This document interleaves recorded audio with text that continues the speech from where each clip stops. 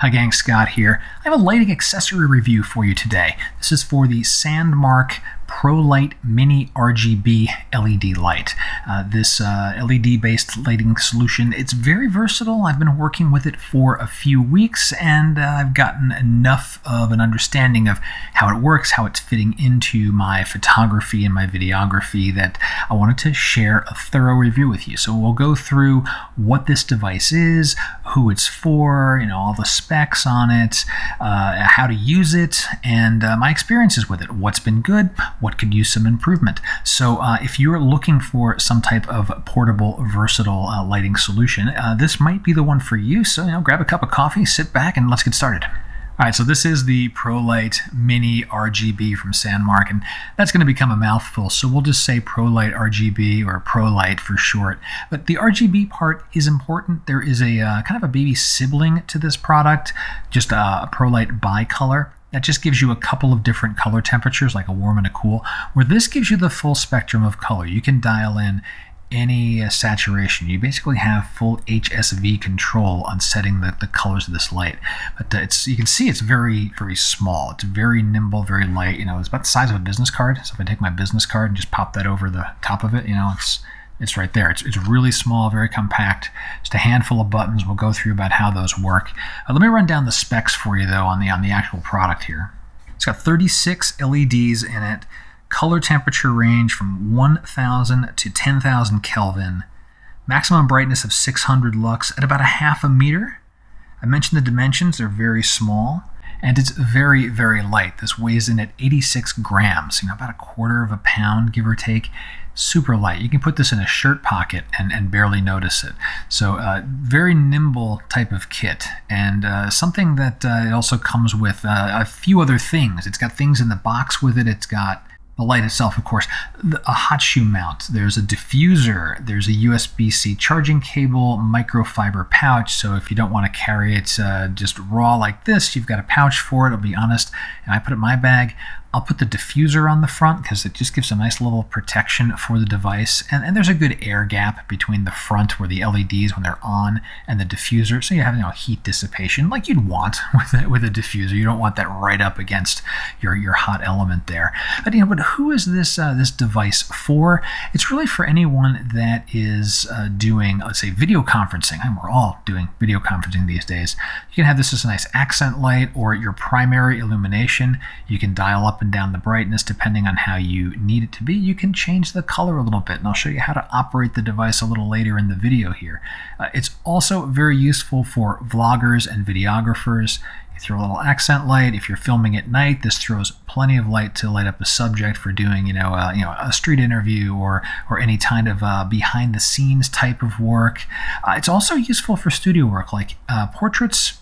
Probably could use this for it, certainly if you get it close enough to your subjects, but also product photography. So if you want to just cast a little bit of colorful light on products, give it a little bit of ambiance, you have this device. You can just dial in all sorts of different colors, and it's right here in your hand. You don't have to be messing with gels or anything else you might do with other studio lighting. So the whole package, the light, the hot shoe mount, the diffuser, the charging cable, the microfiber pouch, it comes in at about $99 US. The baby brother to it, the bicolor one, it's like a $69 device, but I have to say I like the versatility of the color LEDs in this. So the RGB one is the one I've been using. That's the one that I'll continue talking about in this video. So how do we use this device? It has two different modes of operation. One is just a solid light. You dial in a particular hue, saturation, and brightness, and then you just have a steady colored light. Then there's a few specialty modes where it has some styles that cycle through different colors and lights there. I'll show you a couple of examples of those here, but the basics are, you turn on the device, it's a typical hold down the button for a few seconds, it'll start up, and then you've got some sort of light. There's a setting button where you can toggle through the different settings, so I can choose my saturation, my hue, my brightness, and I'll just throw some reddish colored light on the back there. That happens to be the hue that I dialed in. Everything's completely customizable and controllable, so if you want to change things, just go ahead and toggle on over. Let's change this to I don't know, what do we end up with? I'm watching my like little monitor here, a more purplish color light as opposed to that magenta we had before. Keep going through the, cycling through blue. You also get to cyan. You can go through the entire rainbow here, right? It's your typical hue values that you would have in any of our photo tools. And then saturation from 0 to 100. And of course, finally, brightness. If you want just pure, white light, put your saturation down to 0 and you're good to go. What about these other modes? I'll hit this on button one more time, and we're going to see this one's like the cycling color. And I won't face this toward the camera because I'll just blind us all. But you can see how it's cycling through everything. My hands aren't on this at all. I'm not pressing any buttons. And this is just one of the kind of the modes that it has. It's got a few others that I don't find as useful. This one I think is my favorite. Happens to be F5, the I don't know, feature 5, or I'm not sure what the F stands for, but it's a nice little accent. There is one that's an SOS. It'll flash red and not. So I suppose if you end up somewhere and you're in a little bit of trouble, you can turn this thing on. But that SOS isn't going to last forever, which kind of brings me to the next thing I want to cover is battery life. I did a variety of tests at various brightnesses, various saturations on a particular color to see how long the device would last with it just being on continuously, as well as how long it would take to recharge. So I want to confirm this and make sure I get this right. So I'm going to look at my notes here. So charging cold, like you go from like 0 to 100%, it takes about 95 minutes, so about an hour and a half to get all the way to 100%. You can get about a third of the way, as you might think, at about 30 minutes. So if you need something quick, you can get about a third of a charge in 30 minutes. But to get a full charge from a stone cold battery that's completely empty, it take an hour and a half. Now, how long does it last? Well, there's the lab tests and then there's the field tests. So lab tests, what do we do here? I ran it at 100% brightness and about 75% saturation in a particular color. And it took about 100 or so minutes before it was completely drained. So that's pretty good, about an hour and a half of continuous lighting at 100% brightness, which is pretty bright. When you're indoors in particular, it's pretty darn bright at 100%. It was warm to the touch after that, but nowhere near dangerous, right? It wasn't like, hot, and I wasn't worried about being burned. Now, I tried it then again at 100% brightness with no saturation, so pure white light. And that ran about 70 minutes. So, full strength of white light drained the battery faster. It also created more heat. So the Sandmarc was particularly warm after that, which again, not to the point where it was going to burn me unless I just kept my finger pressed against the LEDs for a couple of minutes. You'd certainly notice, but it was warm, and after about 5 to 10 minutes, it would be cooled down enough where I wouldn't be concerned about carrying it around. The last test that I tried was that F5 special mode where it was just cycling through all the different colors. Let that run 100% brightness again, and that ran about 3 hours. So cycling through all those colors, if you're just looking for a little accent light to throw up in a corner with a cycling colored light, that was multiple hours. And that's all at 100% brightness. You bring the brightness level down, you're going to get longer run times. So according to specs, battery life at max brightness is 1 hour. And I saw more than that. I got more out of the device than just 1 hour. And then battery life with half brightness is twice that, 2 hours per spec. And you might get a little bit more out of that. So battery life is pretty good. It does take a bit of time to recharge. You can run the LED light while it's plugged in. So if you just plug this into, using the USB port right on the bottom, plug it into a power source or a USB source of charging, you can run the light while it's plugged in. So if you needed to get more than an hour or two out of it, you can do that. Now in practice, I took this out in the field and was using it for capturing some behind the scenes footage, some B-roll. It was very dark outside, so I needed a good source of light to light me when I was talking and some of my subjects there.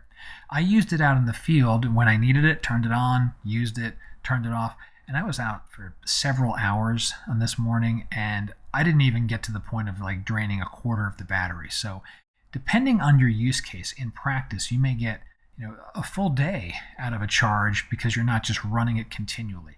So battery life, all in all, for something that is so compact, so lightweight, I was very happy with. So overall experience with the Prolight RGB, very good. Indoors, very happy with it for product photography. Need something to throw a little light onto a subject, be it bright white light or color tinted light.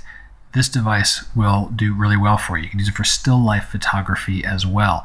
For video conferencing, it's perfect. You can use it to light yourself, or you can use it as an accent light to have something lit behind you just to give a little more ambiance to your environment. Very useful use case there, especially in today's world. Outdoors, I was also very happy with it for dark situations. When it is, nighttime, right, and you have a bright light, you can easily light up a subject, or you can light up your surrounding area. Where it didn't work as well outdoors was for fill light. So if it's not quite dark, there's still some ambient light around, but I don't know, your subject is backlit. The Prolight RGB didn't have enough power to, kind of throw enough light to illuminate a backlit subject. It's just not that powerful. It has that, 600 lux, but at a half a meter, and that's pretty close to a subject. So depending on the type of video work you might be doing outdoors, you'll have some challenges using it for fill light.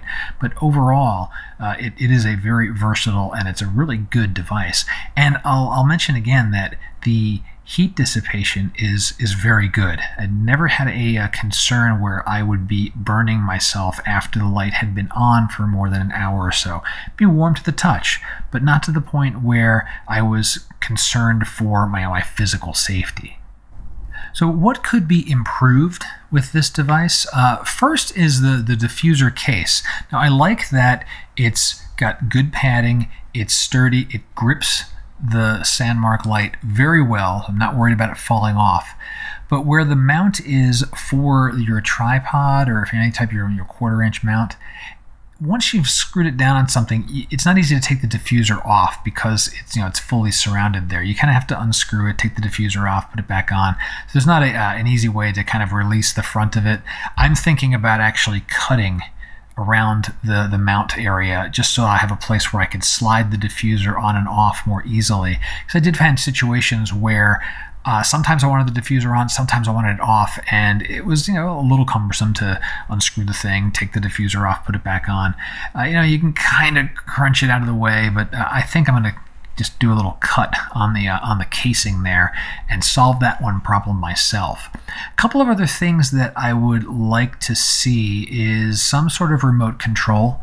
There isn't one today, so there's no Bluetooth connectivity or anything like that where you could change the color tonation from your smartphone. It is just not built into it.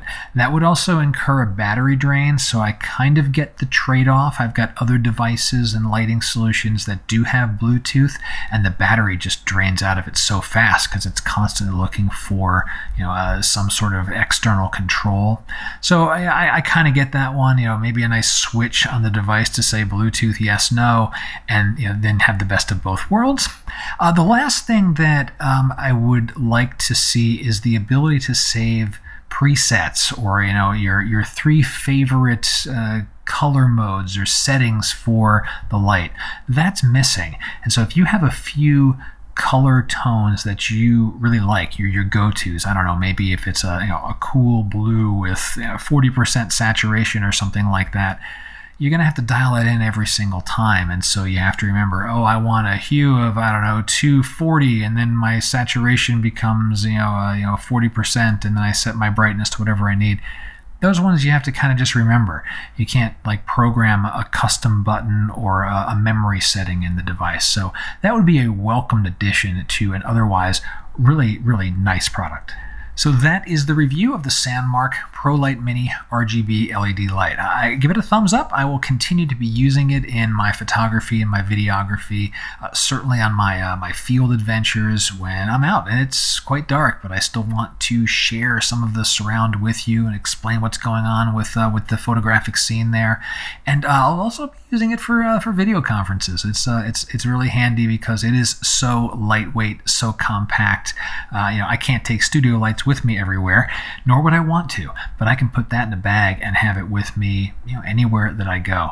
So I hope you found the review useful. Any questions I may not have answered, go ahead and throw them below. I'll do my best to answer. And until next time, my name is Scott Davenport. Have fun.